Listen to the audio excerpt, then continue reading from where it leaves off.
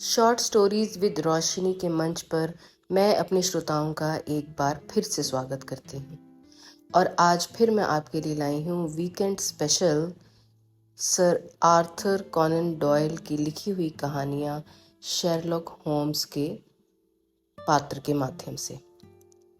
आज मैं लाई हूँ आपके लिए अ केस ऑफ आइडेंटिटी, एक मामला पहचान का हिंदी अनुवाद। ये कहानी the adventures of Sherlock Holmes में 5वें नंबर पर आती है और इसको पहली बार प्रकाशित किया गया था सितंबर 1891 में। और ये कहानी है एक महिला जिनका की नाम है मिस सदरलैंड और उनके शादी के दिन गायब हुए मंगेतर के बारे में। मिस सदरलैंड उसे खोजने के लिए जाती हैं शेरलॉक होम्स के पास और उसे पता चलता है कि सच्चाई कल्पना से भी अधिक विचित्र है और इसमें उसके सौतेले पिता भी शामिल हैं। तो मित्रों, शुरू करते हैं आज की कहानी एक मामला पहचान का।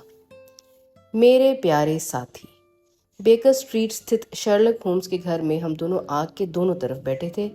तभी उसने कहा, जीवन इससे कहीं ज्यादा विचित्र है जिसकी कल्पना मानव मन कर सकता है।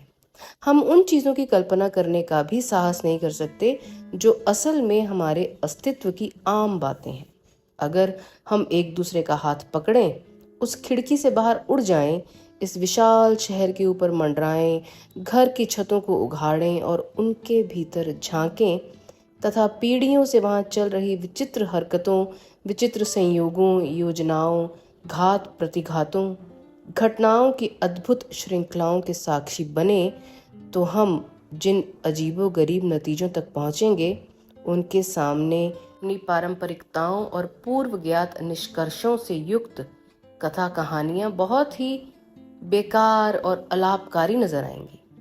छत की तरफ देखते हुए होम्स ने कहा, फिर भी मैं इसका कायल नहीं हूं, मैंने जवाब दिया। अखबारों के जरिए जो मामले उजागर होते हैं वो काफी नीरस और भोंडे होते हैं। हमारी पुलिस रिपोर्टों में आखिरी सीमा तक खींचा गया यथार्थवाद तो होता है, फिर भी ये स्वीकार किया जाना चाहिए कि वह ना तो मोहक होता है और ना कलात्मक। एक यथार्थवादी प्रभाव पैदा करने के लिए कोई निश्चित विवेक आधारित चयनात्मक प्रक्रिया अपनाई जानी चाहिए, होम्स ने टिप्पणी की। पुलिस रिपोर्टों में यही कमी है जिनमें शायद ब्यूरो, जो एक प्रेक्षक के लिए पूरे मामले को समझने के लिए ज्यादा सार्थक होता है, की अपेक्षा मजिस्ट्रेट की ऊंची ऊंची हवाई बातों पर ज्यादा जोर दिया जाता है। इन रिपोर्टों पर निर्भर करो तो नीरस और निरर्थक बातों के सिवाय कुछ हाथ ना लगेगा। मैंने मुस्कुराकर सहमति में सिर हिलाया। तुम्हारी सोच को मैं बखूबी समझ सकता हूं, मैंने कहा। निश्चित रूप से 3 महाद्वीपों में जो भी पूरी तरह से दिग्भ्रमित हों उनके लिए, और एक गैर सरकारी सलाहकार और मददगार की तुम्हारी हैसियत, जो तुम उन लोगों और स्थितियों से दो चार होते हो जो विचित्र हैं और बेतुकी हैं, परंतु यहाँ। मैंने आज सुबह का अखबार जमीन से उठाया। चलो उसे एक व्यवहारिक परीक्षण से गुजारें। ये है पहला शीर्षक जिस पर मैं आता हूँ, एक पति का अपनी पत्नी पर अत्याचार। उसके नीचे आधे कॉलम की रिपोर्ट है जिसे पढ़े बिना ही मैं जानता हूँ कि उसमें वही सब जानी पहचानी बातें लिखी होंगी। निश्चित रूप से उसमें एक दूसरी औरत होगी, ड्रिंक्स, धक्का मुक्की, प्रहार, चोट, सहानुभूति रखने वाली बहन या मकान मालकिन होगी। सबसे अनगढ़ लेखक भी इनसे ज्यादा घिसी पिटी चीजें नहीं परोस सकता। असल में तुम्हारा उदाहरण तुम्हारे अपने तर्क के लिए मजबूत नहीं। पेपर हाथ में लेकर उस पर नजर दौड़ाते हुए होम्स ने कहा, ये डंट्स के विवाह विच्छेद का केस है और संयोगवश उससे संबंधित कुछ छोटे मोटे मुद्दे सुलझाने के लिए मुझे नियुक्त किया गया था। पति को कोई व्यसन नहीं था, कोई दूसरी औरत नहीं थी, और जिस बात की शिकायत की गई थी वह ये थी कि ऐसी आदत लग गई थी कि पति को वह हर भोजन के अंत में अपने नकली दांत निकालकर पत्नी की ओर फेंकता था, जो तुम मानोगे कि एक ऐसा कृत्य है जो एक औसत किस्सागो की कल्पना में नहीं आ सकता। एक चुटकी नस्वार लो डॉक्टर, और कबूल करो कि तुम्हारे उदाहरण से मेरा उदाहरण बेहतर है। उसने सुनहरे रंग का नस्वार का अपना बक्सा, जिसके ढक्कन के बीचों बीच एक महंगा एमेथिस्ट एक नग जड़ा हुआ था, आगे बढ़ाया। उसकी भव्यता होम्स के सादे जीवन और सहज व्यवहार से इतनी उलट थी कि मैं उस पर टिप्पणी किए बिना न रह सका। ओह, उसने कहा, मैं तो भूल ही गया था कि कुछ हफ्तों से मैंने तुम्हें देखा नहीं था। ये आयरीन एडलर पेपर्स के मामले में मेरी सहायता के बदले में बहकिया के राजा की ओर से दिया गया छोटा सा स्मृति चिन्ह है। और वह अंगूठी, उस असाधारण रत्न जो उसकी उंगली पर चमक रहा था की ओर देखते हुए मैंने पूछा। ये हॉलैंड के शासक परिवार की ओर से है। हालांकि जिस मामले में मैंने उन्हें अपनी सेवाएं दी थीं, वह इतना नाजुक है कि मैं उसे तुम्हारे साथ भी शेयर नहीं कर सकता, जिसने मेरी एक या दो छोटी मोटी समस्याओं को लिपिबद्ध करने की कृपा की है। और क्या अभी तुम्हारे सामने कोई समस्या है? मैंने दिलचस्पी लेते हुए पूछा। कोई 10 या 12 होंगी, मगर ऐसी कोई नहीं जिसमें तुम्हें दिलचस्पी हो। वे महत्वपूर्ण हैं परंतु दिलचस्प नहीं। असल में मैंने देखा है कि आम तौर पर कम महत्व वाले मामलों में अवलोकन तथा कारण और प्रभाव के त्वरित विश्लेषण, जो एक जांच को आकर्षण प्रदान करते हैं, की गुंजाइश होती है। बड़े अपराध अक्सर सीधे सरल होते हैं, क्योंकि जितना बड़ा अपराध होगा, अपराधी का उद्देश्य नियमतः उतना ही स्पष्ट होगा। ऐसे मामलों में, सिवाय मौसिलिस से मुझे सौंपे गए एक जटिलतम मामले में, कोई ऐसी बात नहीं है जो चुनौतीपूर्ण और दिलचस्प हो। परंतु ये संभव है कि जल्द ही मेरे हाथों में कोई बेहतर केस हो, क्योंकि वह मेरे ग्राहकों में से एक है, या फिर मुझे बड़ी गलतफहमी हुई है। वह अपनी कुर्सी से खड़ा हो गया था और विभक्त ब्लाइंड्स में से लंदन की नीरस बदरंग सड़क को देख रहा था। उसके कंधे के ऊपर झांकते हुए मैंने देखा कि सामने वाले फुटपाथ पर भारी डील डॉल वाली एक औरत, जिसने गले में फर का बोआ लपेट रखा था तथा जिसके सिर पर एक चौड़ी किनारी वाला हैट था, जिसमें एक बड़ा सा घुंघराला रेड फेदर लगा हुआ था, और जो डेवनशायर की नखरेबाज डचेस की स्टाइल में उसके कान के ऊपर कुछ तिरछा रखा हुआ था। उस बड़े से छतरी नुमा हैट के नीचे से उसने एक नर्वस, झिझक भरे अंदाज से हमारी खिड़कियों की ओर नजर डाली, जहां उसका शरीर आगे पीछे डोल रहा था। उसकी उंगलियां बिना मतलब के उसके दस्तानों के बटन खोल बंद कर रही थीं। अचानक, जैसे एक तैराक गोता लगाता है, उसने तेजी से सड़क पार की और कुछ मिनट बाद ही हमने डोरबेल की तीखी आवाज सुनी। मैंने ये लक्षण पहले भी देखे हैं, अपनी सिगरेट को आग के हवाले करते हुए होम्स ने कहा। फुटपाथ पर ठिठकने का अर्थ है प्रेम से जुड़ा कोई मामला। वह हमसे सलाह लेना चाहती है, पर तय नहीं कर पा रही है कि मामला इतना नाजुक तो नहीं है कि उसे बताया ही ना जा सके। और यहाँ भी हम भेद कर सकते हैं। जब किसी पुरुष ने एक औरत के साथ बहुत ज्यादा गलत किया हो, तो वह यहाँ आने के लिए ठिठकेगी नहीं, बल्कि उसका लक्षण होगा डोरबेल की एक लंबी घंटी। यहाँ हम मान सकते हैं कि प्यार से जुड़ा ही कोई मामला है, पर मोहतरमा गुस्से से ज्यादा हैरान या दुखी हैं। लो, हमारा संदेह दूर करने के लिए मैडम खुद हमारे सामने है। वह बोल ही रहा था कि दरवाजे पर दस्तक हुई। सेवक ने प्रवेश किया और मिस मैरी सदरलैंड के आगमन की सूचना दी, जबकि छोटे कद के अश्वेत सेवक के पीछे वह भारी भरकम महिला स्वयं नजर आ रही थी।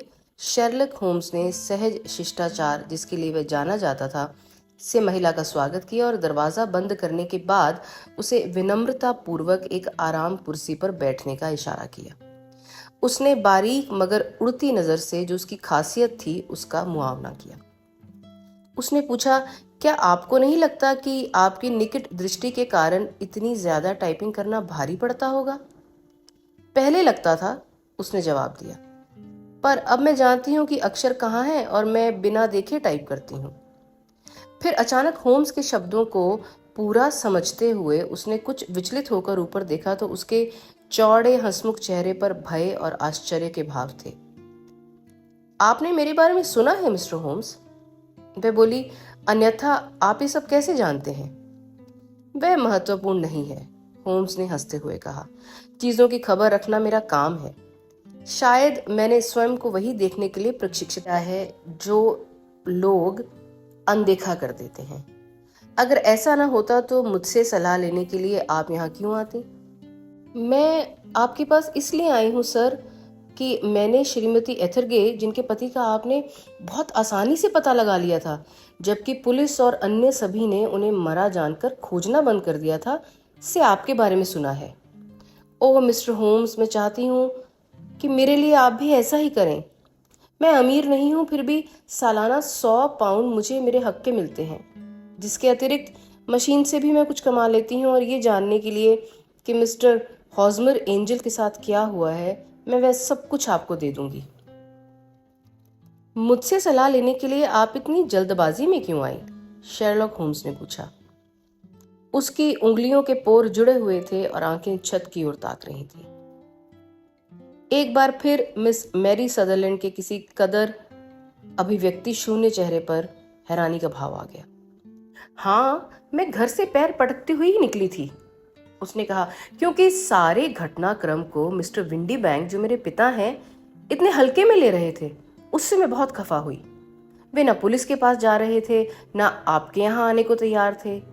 और जब वो कहे ही जा रहे थे कि होजमर के जाने में कोई आफत नहीं आ गई है, तो मैं गुस्से से लाल हो गई। फिर मैंने अपनी चीजें समेटी और सीधे आपके पास आ गई। आपके पिता? होम्स ने कहा। निश्चित रूप से आपके सौतेले पिता, क्योंकि नाम अलग है। हाँ, मेरे सौतेले पिता हैं। मैं उन्हें फादर कहती हूँ। हालांकि ये भी हास्यास्पद लगता है, क्योंकि वे मुझसे केवल 5 वर्ष 2 महीने बड़े हैं। और आपकी माँ जीवित हैं? बिल्कुल, मेरी माँ जीवित और स्वस्थ हैं। मैं बहुत ज़्यादा खुश नहीं थी कि मिस्टर होम्स, जब उन्होंने मेरे पिता की मृत्यु के बाद इतनी जल्दी दोबारा शादी कर ली, और वह भी एक ऐसे आदमी से जो उम्र में उनसे 15 साल छोटा था। मेरे पिता टॉटनहम रोड पर एक प्लम्बर थे और वे अपने पीछे एक अच्छा खासा बिजनेस छोड़ गए थे, जिसे माँ फॉर्मैन हार्डी के साथ मिलकर चलाती थी। मगर जब मिस्टर विंडी बैंक उनके जीवन में आए तो उन्होंने माँ का बिजनेस बिकवा दिया, क्योंकि शराब के धंधे में होने के कारण वे कहीं ज्यादा अमीर थे। बिजनेस बेचने पर गुडविल और ब्याज के रूप में उन्हें 4,700 पाउंड मिले थे, जो उससे कम ही था जितने मेरे पिता कमा लेते थे अगर वे जीवित होते। मैंने सोचा था कि उस असंबद्ध और महत्वहीन वर्णन से शेरलॉक होम्स अधीर हो जाएगा, परंतु इससे उलट वह पूरे मनोयोग से उस महिला की कहानी सुन रहा था। आपकी अपनी छोटी मोटी आमदनी? उसने पूछा। क्या वह बिजनेस से आती है?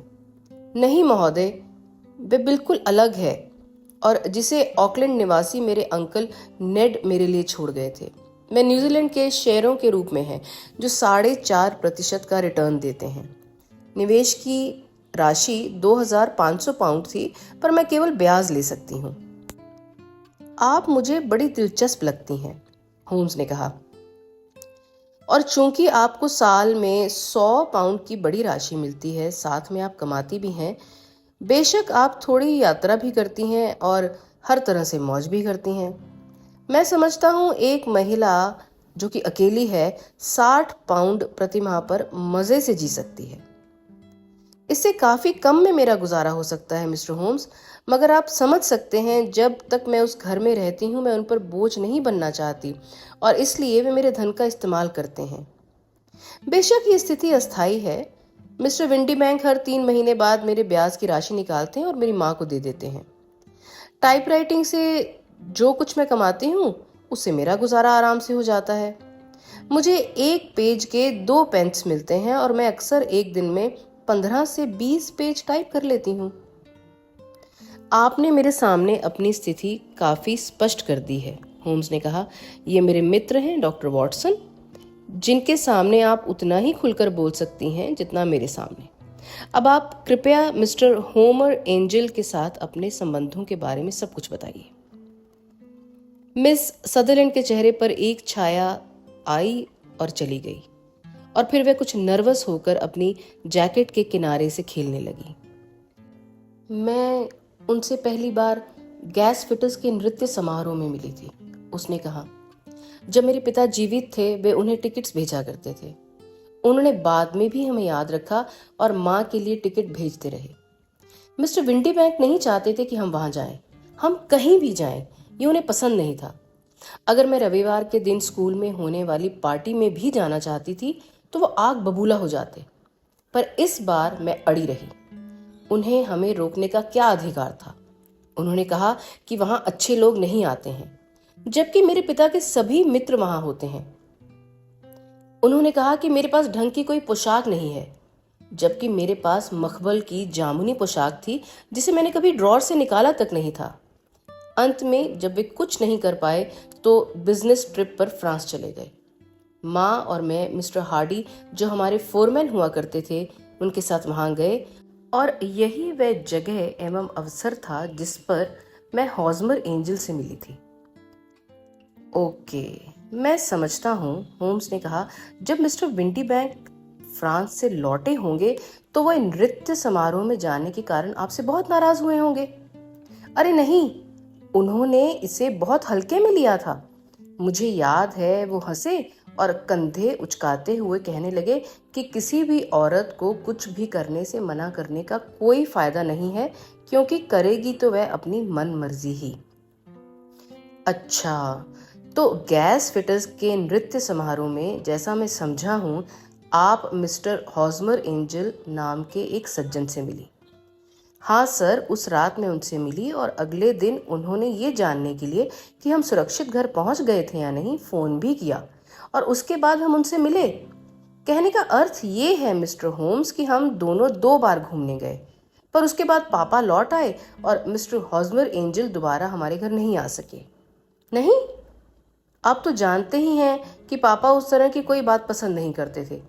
अगर उनका वश चलता तो वे हमारे घर पर किसी को भी नहीं आने देते। वे कहा करते थे कि एक औरत को अपने परिवार के बीच ही खुश रहना चाहिए। मगर जैसा मैं माँ से कहा करती थी कि हर औरत अपना खुद का सर्कल चाहती है, और मुझे अब तक मेरा सर्कल नहीं मिला था। पर मिस्टर हॉजमर एंजल का क्या उन्होंने आपको मिलने की कोशिश नहीं की? 1 हफ्ते में पापा फिर फ्रांस जाने वाले थे और हॉजमर ने पत्र लिखकर कहा कि सुरक्षित और बेहतर ये होगा कि उनके जाने तक हम एक दूसरे से ना मिलें। इस दौरान हम एक दूसरे को खत लिख सकते थे, और वह हर रोज खत लिखते थे। मैं सुबह तड़के ही खत ले लेती थी ताकि पापा को पता न चले। क्या इस समय तक आप इस सज्जन से वचनबद्ध हो गई थी? हाँ मिस्टर होम्स, हम जब पहली बार घूमने गए थे तभी वचनबद्ध हो गए थे। Hosmer Mister Angel Leadenhall street स्थित एक ऑफिस में कैशियर थे। और कौन से ऑफिस में? मेरी शिकायत का सबसे बुरा भाग यही है मिस्टर होम्स, मैं नहीं जानती। फिर वे रहते कहाँ थे? वे ऑफिस में ही सो जाते थे। और आपको उनका पता नहीं मालूम है? नहीं, सिवाय इसके कि वे लेडन हॉल स्ट्रीट पर कहीं हैं। फिर आप उन्हें पत्र किस पते पर भेजती थीं? Leadenhall street post office, और वो वहां से उठा लेते थे। उन्होंने कहा कि अगर पत्र ऑफिस के पते पर भेजे गए तो दूसरे सभी क्लर्क उनका मजाक उड़ाएंगे कि एक महिला उन्हें पत्र लिखती है। इसलिए मैंने सुझाया कि मैं उन्हें हाथ से लिखने के बजाय टाइप करके भेजा करूंगी, जैसा वे करते थे। मगर वे नहीं माने। उन्होंने कहा कि जब मैं हाथ से लिखती हूँ तो उन्हें लगता है कि वे पत्र मेरी ओर से आए हैं, परंतु जब वे टाइप किए होते हैं तो उन्हें लगता है कि हम दोनों के बीच मशीन आ गई है। इससे आपको पता चल गया होगा कि वे मुझे कितना प्यार करते थे। वह सचमुच बहुत कुछ बयां तो करता है, होम्स ने कहा। एक लंबे समय से मेरा सिद्धांत रहा है कि जिंदगी में छोटी छोटी बातें ही सबसे महत्वपूर्ण होती हैं। क्या आपको हॉजमर एंजल के बारे में और कोई छोटी छोटी बातें याद हैं? वे बहुत ही शर्मीले आदमी थे मिस्टर होम्स।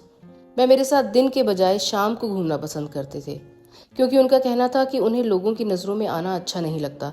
वे बहुत संकोची और सज्जन आदमी थे, यहाँ तक कि उनकी आवाज भी मृदु थी।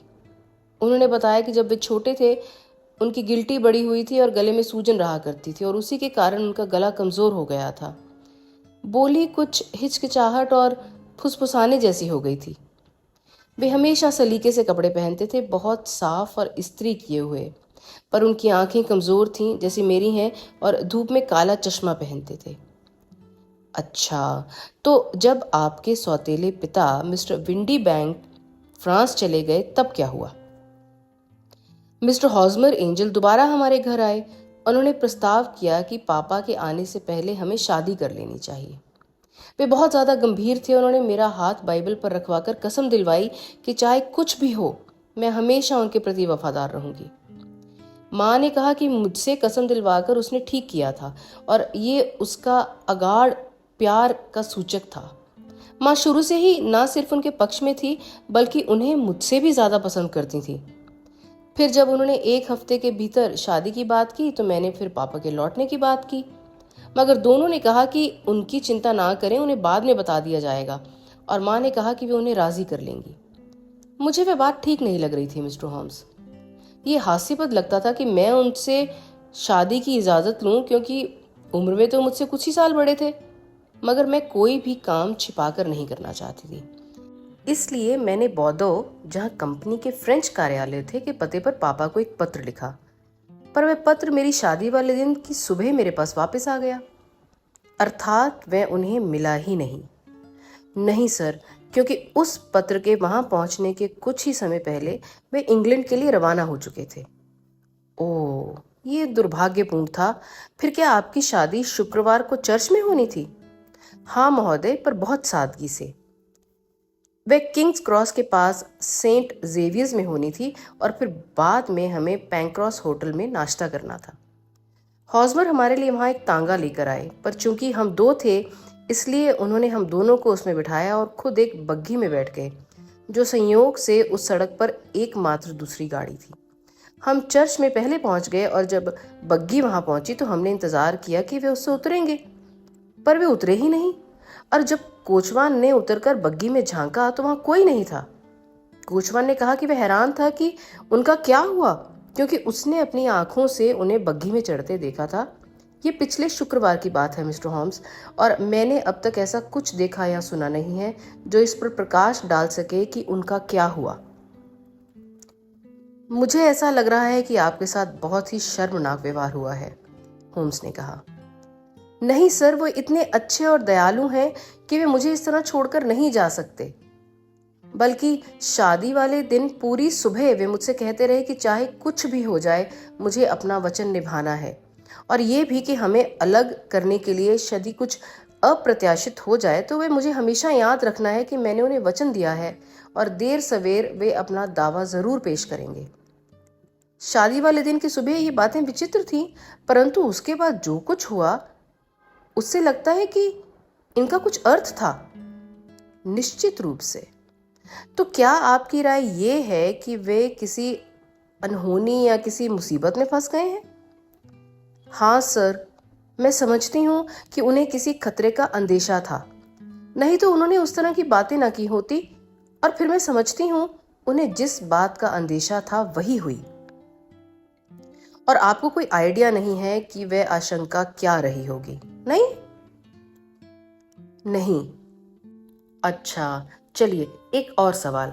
आपकी माँ ने इस घटना को किस तरह से लिया? वह गुस्से में थी और उन्होंने कहा कि उस मामले पर मैं उनसे कोई कभी बात ना करूं। और आपके पिता, क्या आपने उन्हें बताया? हाँ, और मेरी ही तरह वे भी सोचते हैं कि जरूर कुछ हुआ है तथा हॉजमर के बारे में जल्द ही कोई खबर मिलेगी। जैसे उन्होंने मुझसे कहा, मुझे चर्च के दरवाजे तक लाकर छोड़ देने में किसका क्या मकसद हो सकता है? अगर हॉजमर ने मुझसे कुछ मनी उधार ली होती या मुझसे शादी करने के बाद हमारी ओर से उन्हें धन या कीमती सामान मिला होता तो कोई कारण हो सकता था, मगर पैसों के मामले में हॉजमर बहुत स्वतंत्र थे और मेरे एक शिलिंग पर भी उनकी नजर नहीं थी। फिर क्या हुआ होगा कि वे एक पत्र भी ना लिख सके? ओ, जब मैं इस बारे में सोचती हूँ तो आधी पागल हो जाती हूँ और रात को मुझे घड़ी भर भी नींद नहीं आती। उसने अपने दस्ताने में से एक छोटा सा रुमाल निकाला और उसमें मुंह छुपाकर जोर से सुबकने लगी। मैं आपके लिए इस केस को जरूर देखूंगा, होम्स ने उठते हुए कहा, और मुझे संदेह नहीं है कि हम किसी नतीजे पर जरूर पहुंचेंगे। अब इस मामले का भार आप मुझ पर छोड़ दीजिए और उस पर ज्यादा सोच विचार करना बंद कर दीजिए। सबसे बड़ी बात, आप मिस्टर हॉजमर एंजल को अपनी याददाश्त से गायब करने की कोशिश कीजिए, जैसे वह आपकी जिंदगी से हुआ है। फिर आप नहीं समझते कि मैं उन्हें दोबारा देख पाऊंगी? मुझे डर है, नहीं। क्यों? उनके साथ क्या हुआ होगा? आप ये सवाल मुझ पर छोड़ दीजिए। मैं उसका सही हुलिया जानना चाहता हूं, और उसके वो खत जिन्हें आप अगर देना चाहें तो। पिछले शनिवार को क्रॉनिकल में मैंने उनके लिए विज्ञापन दिया था, उसने कहा। ये रही उसकी स्लिप और उनके 4 पत्र। धन्यवाद। और आपका पता? Number 31 Lyon place, Camberwell. मैं समझता हूं कि मिस्टर एंजल का पता आपके पास कभी था ही नहीं। आपके पिता के बिजनेस का स्थान कहाँ है? वह Westhouse and Marbank, Fenchurch street में बोर्डो वाइन के बड़े इंपोर्टर के लिए यात्रा करते हैं। धन्यवाद। आपने अपना बयान बहुत साफ साफ दर्ज कराया है। आप अपने पेपर्स यहीं छोड़ जाएंगी और वह सलाह याद रखेंगी जो मैंने आपको दी है। इस पूरी घटना को एक सील बंद पुस्तक समझिए और इसे अपने जीवन को प्रभावित ना करने दीजिए। आप बहुत दयालु हैं मिस्टर होम्स, पर मैं ये नहीं कर सकती। मैं हॉजमर के प्रति समर्पित हूँ। जब वे वापस आएंगे मुझे अपने साथ ही पाएंगे। उसके हास्यपद हैट और भाव शून्य चेहरे के बावजूद हमारी अतिथि महिला के निष्कपट विश्वास में एक श्रेष्ठता थी जो हमें उसका सम्मान करने के लिए बाध्य करती थी। उसने कागजों का एक छोटा सा पुलिंदा टेबल पर रखा और उस वादे के साथ चली गई कि जब कभी भी उसे बुलाया जाएगा वह आएगी। अपनी उंगलियों के पोरों को एक दूसरे से दबाए शेरलॉक होम्स कुछ मिनटों तक चुपचाप बैठा रहा। उसकी टांगें सामने की ओर फैली हुई थी और दृष्टि लगातार छत की ओर लगी हुई थी। फिर उसने रैक से अपना पुराना और तैलीय मिट्टी का पाइप निकाला जो उसके लिए एक सलाहकार का काम करता था, और उसे जलाने के बाद अपनी कुर्सी में पीछे की ओर झुक गया। धुएं के छल्ले उठ उठकर गायब हो रहे थे और उसके चेहरे पर एक असीम उदासी थी। अध्ययन के लिए उस महिला के भीतर काफी कुछ था, उसने कहा। मुझसे उसकी छोटी सी समस्या जो प्रसंगवश किसी कदर घिसी पिटी सी है से वह ज्यादा दिलचस्प लगती है। अगर तुम मेरे केसेस की सूची को देखो तो इसमें ऐसे कई केस मिल जाएंगे। एक केस ऐसा इसी तरह का पिछले साल ही द हैग में हुआ था। पुराने टाइप के होने पर भी इस मामले में 1 या 2 ब्यौरे ऐसे थे जो मेरे लिए नए थे, मगर वह महिला खुद बहुत कुछ सिखाती थी। तुम उसमें कुछ ज्यादा ही पढ़ रहे प्रतीत होते थे, जो मेरे लिए बिल्कुल अदृश्य था, मैंने टिप्पणी की। वह अदृश्य नहीं था, सिर्फ तुम्हारा ध्यान उधर नहीं गया था वॉटसन। मुझे पता नहीं था कि कहाँ क्या देखना है, और इसलिए जो महत्वपूर्ण था तुम उससे चूक गए। मैं तुम्हें कभी स्लीव्स, अंगूठे के नाखूनों की व्यंजकता या जूते के फीते से जुड़ी गंभीर निहितार्थ के महत्व को नहीं समझा सकता। अब तुम ही बताओ कि उस महिला के व्यक्तित्व से तुमने उसके बारे में क्या अंदाजा लगाया, वर्णन करो। तो सुनो, उसने सलेटी रंग के चौड़े किनारे वाला हैट पहना था जिसमें ईंट जैसे लाल रंग का एक फेदर लगा हुआ था। उसका जैकेट काला था जिसमें काले मनके सिले हुए थे, और उसने काले जेट गहनों की एक पतली सी पट्टी गले में डाल रखी थी। उसकी ड्रेस भूरी थी, बल्कि यूं कहें कि कॉफी से भी गहरे रंग की, जिसके गले और आस्तीनों पर जामुनी किनारियां थी। उसने दास्ताने स्लेटी रंग के थे और जो दाहिने तर्जनी तक पहने गए थे। उसके बूट्स की तरफ मैंने ध्यान नहीं दिया। उसने कानों में सोने की छोटी छोटी गोल बालियां पहनी थी, और कुल मिलाकर वह खास संपन्न परिवार की कुछ गंवार किस्म की आराम तलब और बिंदास महिला होने का आभास देती थी। शैरलॉक होम्स ने धीरे से ताली बजाई। एक दबी हुई सी मुस्कान उसके चेहरे पर थी। कहना पड़ेगा वॉटसन, तुम तेजी से सीख रहे हो। तुम्हारा अवलोकन सचमुच प्रशंसनीय है। ये सच है कि सारी महत्वपूर्ण चीजें तुम्हारी नजरें नहीं देख पाई हैं, परंतु फिर भी तुम्हारे अवलोकन में एक पद्धति है, और रंगों के मामले में तुम्हारी नजर बहुत पैनी है। बच्चे एक व्यक्ति के सामान्य प्रभावों पर कभी भरोसा मत करो, बल्कि अपना ध्यान ब्यौरों पर केंद्रित करो। एक औरत के मामले में मेरी नजर सबसे पहले उसकी आस्तीन पर जाती है। एक पुरुष के मामले में शायद उसकी पैंट के घुटने वाले भाग का अवलोकन करना बेहतर होगा, जैसा तुमने अवलोकन किया है, पर औरत की आस्तीनों पर मखमल की किनारियां, जो उनके मनोलोक के बारे में बताने के लिए सबसे उपयोगी हैं। कलाई से थोड़े ऊपर वाले हिस्से, जिसे टाइप करने वाला एक व्यक्ति टेबल पर दबाए रखता है, पर बनी दोहरी रेखाएं बिल्कुल स्पष्ट थीं। हाथ से चलने वाली सिलाई मशीन के उपयोग से भी इस तरह का निशान बन जाता है, परंतु केवल बाईं भुजा में और हथेली के सबसे चौड़े हिस्से के आर पार, जैसा इस महिला का था, होने के बजाय अंगूठे से सबसे दूसरे वाले हिस्से में। फिर मैंने उसके चेहरे की ओर नजर डाली और उसकी नाक के दोनों तरफ चश्मे के रिम के गड्ढेनुमा निशान देखे, तो उसके समीप दृष्टि और टाइपिंग के बारे में टिप्पणी करने का उद्यम किया, जिससे वह चकित हुई थी। उससे तो मुझे भी आश्चर्य हुआ था, पर निश्चित रूप से तो वह स्पष्ट था। फिर जब मेरी नजर उसके पैरों की ओर गई तो मुझे काफी ताज्जुब हुआ, क्योंकि उसके दोनों जूते एक दूसरे से भिन्न थे। ये बात सचमुच कुछ अटपटी थी कि एक जूते की टो कैप कुछ अलंकृत थी, वहीं दूसरा जूता प्लेन था। एक जूते के 5 बटनों में से केवल निचले 2 बटन लगे हुए थे, वहीं दूसरे जूते का पहला, तीसरा, 5वां ये 3 बटन लगे हुए थे। अब आप देखें कि महिला, जो अन्यथा सलीके से कपड़े पहने हुए थी, अपने घर से असामान्य बूट्स पहनकर निकली हो, जिनके आधे बटन लगे हों, तो ये कहने के लिए बहुत चतुराई की जरूरत नहीं थी कि वह बहुत जल्दी में थी। और कोई बात जो तुमने नोटिस की हो? अपने मित्र की कुशल तर्क शक्ति से हमेशा मैं प्रभावित होता ही था। सरसरी तौर पर मैंने इस पर भी ध्यान दिया कि उसने घर से निकलने से पहले एक नोट लिखा था, पर पूरी तरह से तैयार होने के बाद।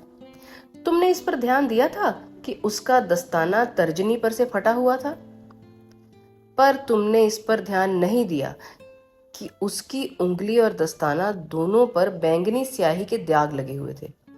उसने जल्दबाजी में लिखा था और अपनी कलम दवात में कुछ ज्यादा गहरे उतार दी थी। ये आज सुबह ही हुआ होगा, नहीं तो उंगली पर निशान अब तक स्पष्ट न रहे होते। ये सब मनोरंजक है, पर है आरंभिक ही।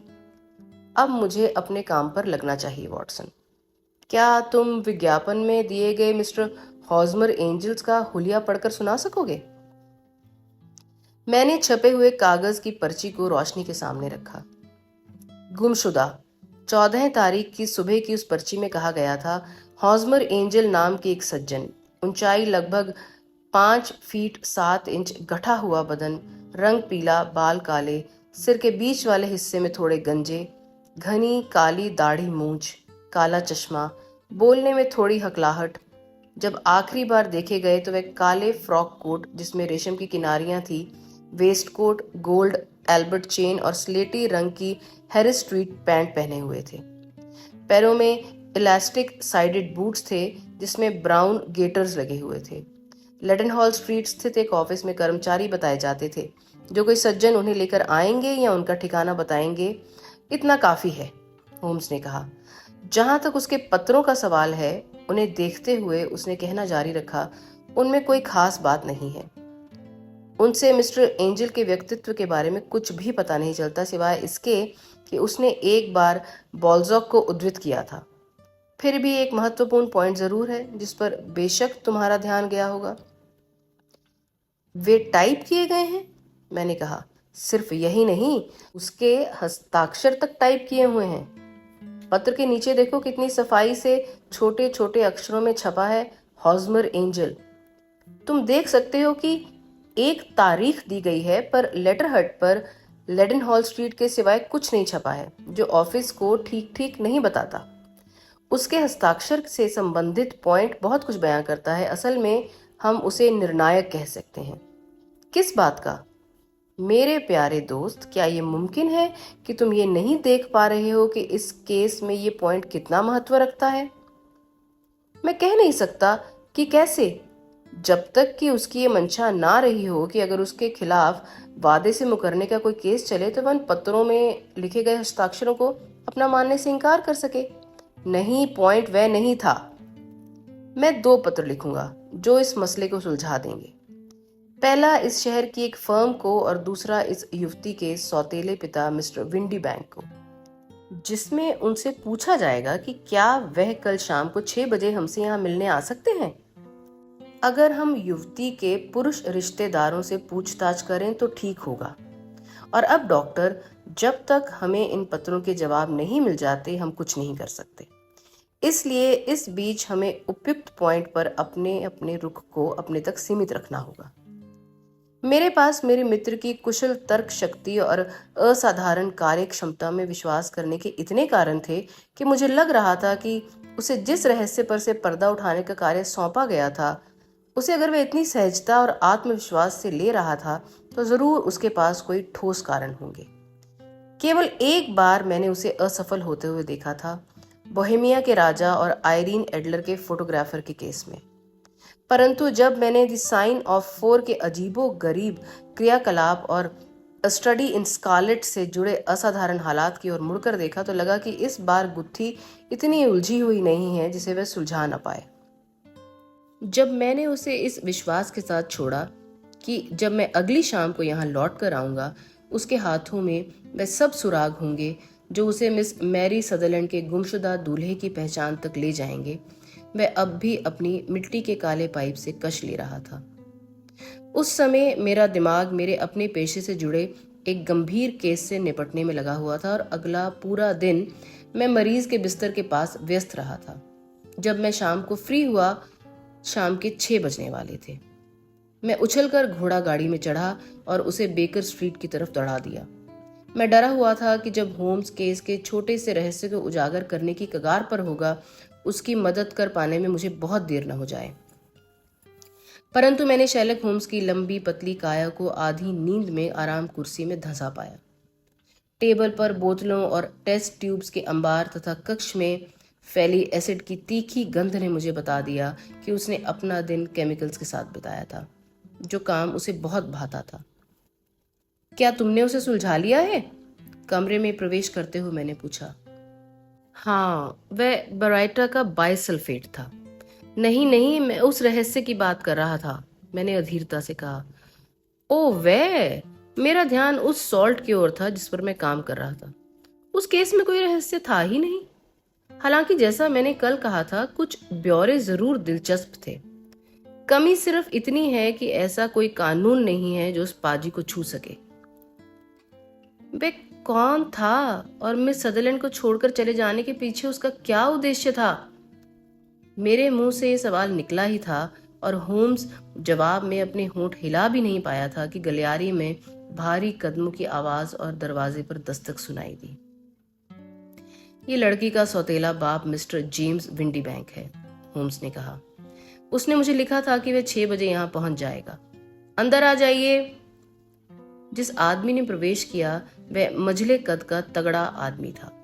उम्र लगभग 30 साल, क्लीन शेव्ड, त्वचा की रंगत पीली, एक सौम्य कपटपूर्ण अंदाज और स्लेटी रंग की पैनी और मर्म भेदी आंखें थीं। उसने प्रश्नवाचक मुद्रा में बारी बारी हम दोनों पर नजर डाली, अपना चमकीला हैट साइड बोर्ड पर रखा और अभिवादन में थोड़ा सा सिर झुकाते हुए सबसे पास वाली कुर्सी पर बैठ गया। Good evening Mister James Windibank, Holmes ने कहा। मैं समझता हूँ टाइप किया हुआ ये पत्र आपकी ओर से आया है, जिसमें मुझे मिलने के लिए 6 बजे का समय तय किया गया है। हाँ सर, मुझे डर है मैं थोड़ा देर से आया हूँ, मगर आप जानते ही हैं कि सब कुछ मेरे हाथ में तो नहीं है। मुझे खेद है कि मिस सदरलैंड ने इस छोटे से मामले में आपको परेशान किया है, क्योंकि मैं समझता हूँ इस तरह की शर्मनाक बातों को सार्वजनिक ना करना बहुत बेहतर है।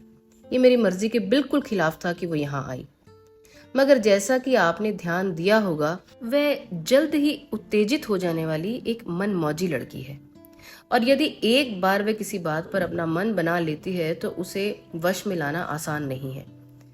निश्चित रूप से मुझे आपसे इतना एतराज नहीं है क्योंकि आप पुलिस विभाग से जुड़े हुए नहीं हैं, मगर इस तरह के पारिवारिक दुर्भाग्य का दुनिया में ढिंढोरा सुखद नहीं है।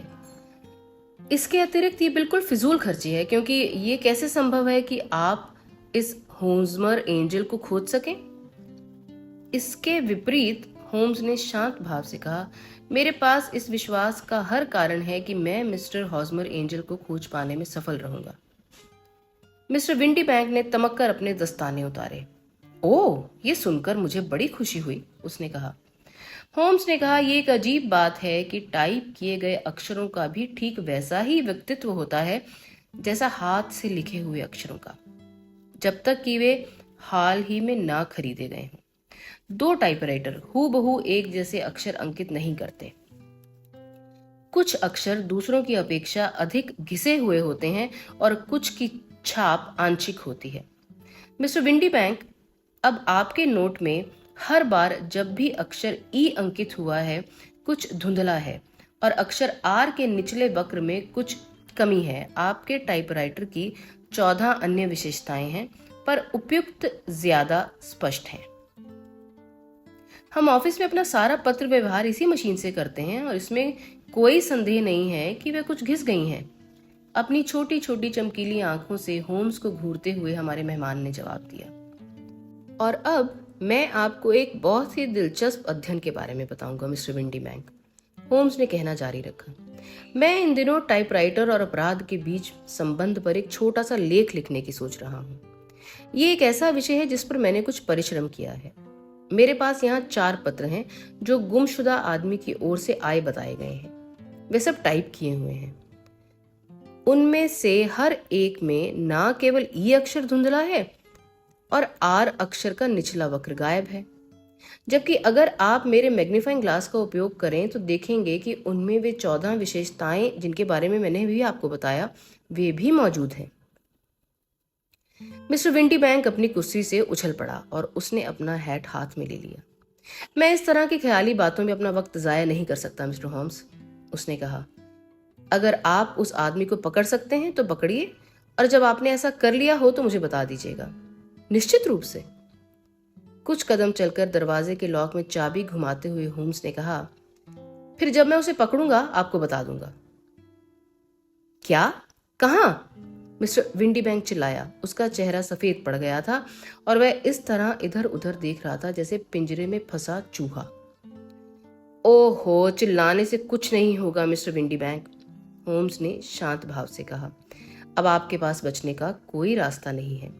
ये बात शीशे की तरह साफ है कि आपकी इस टिप्पणी की मेरे लिए उस आदमी को खोजना असंभव था में कोई दम नहीं है।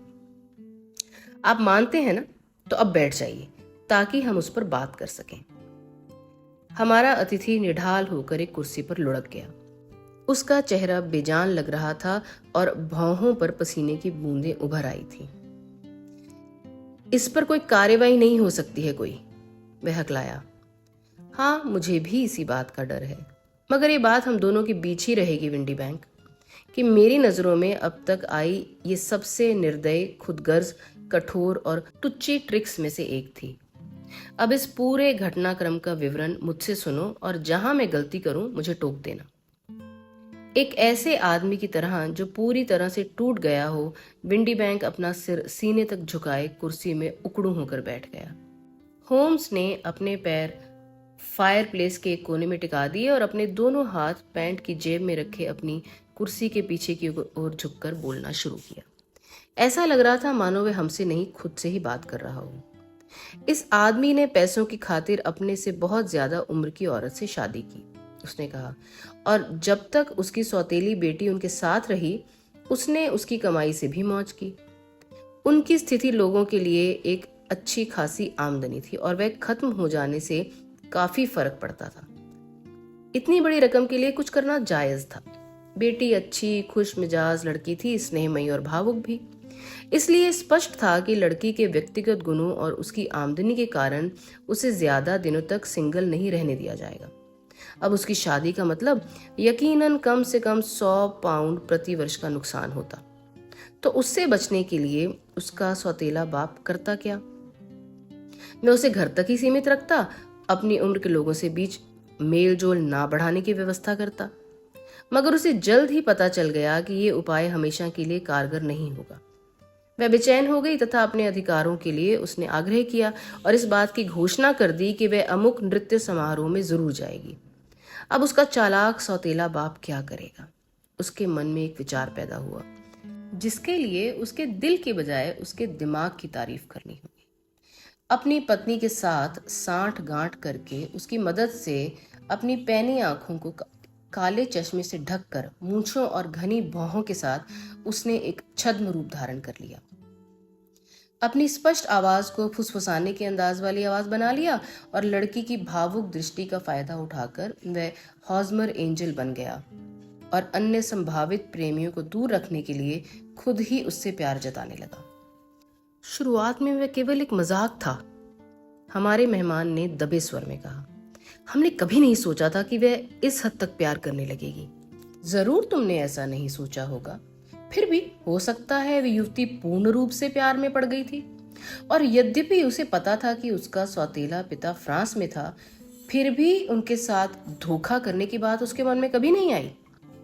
एक सज्जन व्यक्ति ने उसे जो तवज्जो दी थी उससे वह अभिभूत हो गई थी, और उस आदमी के मुंह से अपनी मां की इतनी तारीफ सुनकर उससे और भी ज्यादा प्रभावित हो गई। इस बीच दोनों के बीच मुलाकातें हुई, सगाई की रस्म भी हुई, ताकि युवती के मन में किसी अन्य युवक के लिए प्यार पनपने की गुंजाइश ही खत्म हो जाए। परंतु ये स्वांग जीवन भर नहीं चल सकता था। फ्रांस की वे नकली यात्राएं बोझिल लगने लगी थीं।